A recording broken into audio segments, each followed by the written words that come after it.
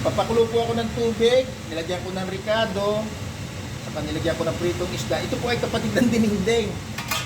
Gusto ko lang po makatikim ang aking mga anak ng lutong Pinoy dahil di sila nakakatikim dito sa Australia ng ganito. Kaya ito, ahonin ko po yung pritong isda, ilagay muna natin sa isang tabi. Ang nangyari kasi, pinalasa ko lang yung sabaw ng yung tubig ng prito nating isda. Ahonin muna natin para bigyan daan yung mga gulay na lulutuin natin. Ito dininding daw. Pero basta mahalaga, kapatid ng dininding. Gusto ko lang talaga makatikim yung aking mga anak dito ng lutong Pinoy. Buti na lang, nakakuha kami kanina ng mga ilang mga gulay na pwedeng gawin ganito. Ito po kalabasa, kamote, saka itong kalabasa, isasabay na po natin yan. Mamaya na po. At tatakpan ko na po ulit para lumambot-lambot yan. Ayan.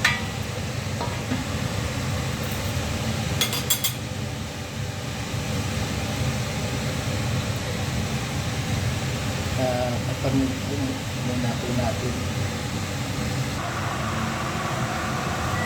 Pwede na po yata itong ilagay yung iba. Hindi lambot na rin itong kalabasa saka yung mga kamote.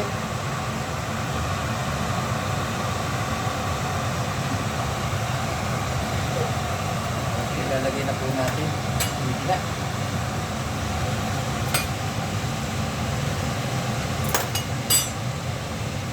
Ilaw natin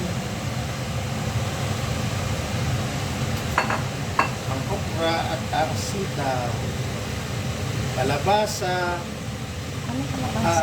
talong, ang palaya at atula. Wow, sana masarapan ng aking mga anak nito, si Jackie at si Lester. Lutong Pinoy, ngayon na sila makakatikim nito. Matagal na silang hindi nakakatikim nito. Nagluluto naman ako nito diyan sa Pilipinas. Kaya lang dito, walang bulaklak ng kalabasa. Talagang dapat may bulaklak ng kalabasa. Atin kong tatakpan muli. Buksan natin. At tingnan natin kung pwede na. Pero mukhang kulang sa bagoong. At dadagdagan natin. Okay.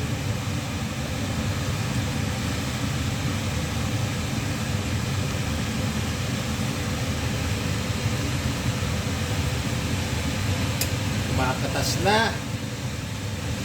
Mangyayari na ang hula. At may hula pa. Ang hula na masarap na ito. Kaya maya lang ay matitikman na Ilagay na yung ano. ang luto nating Pinoy.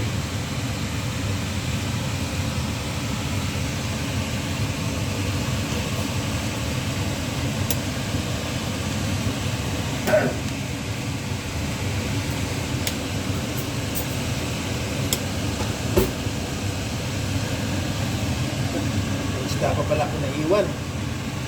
Okay, tama na yan. Pwede na yata.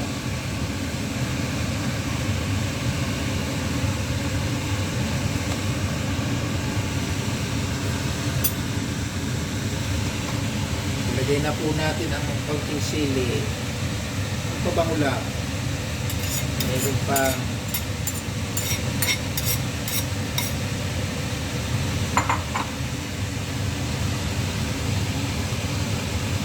okay. Ito po, lalagyan natin siya ng maputi. Ito po, optional lang. Kung gusto nyo, nakita ko lang po ito sa rep. Na Lester, lagyan natin.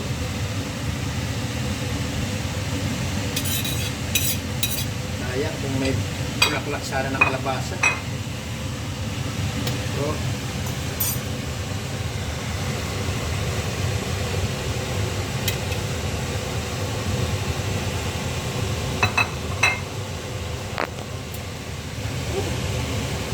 sarap nito.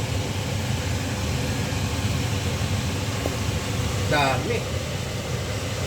Napakarami nito. 4 lang kami. Sus. Napakasarap.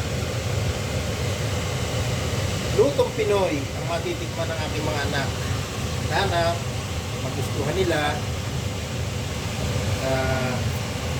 Mabibili ko lang namin ni Mrs. nito sa palengke.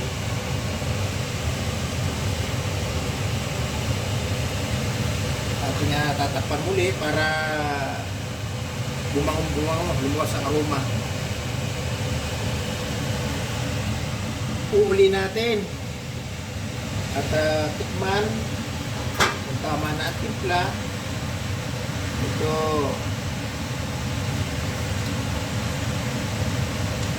lagyan natin ng konting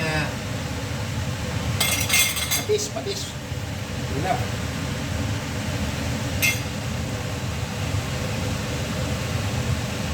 Okay, ito na magpapasarap dito.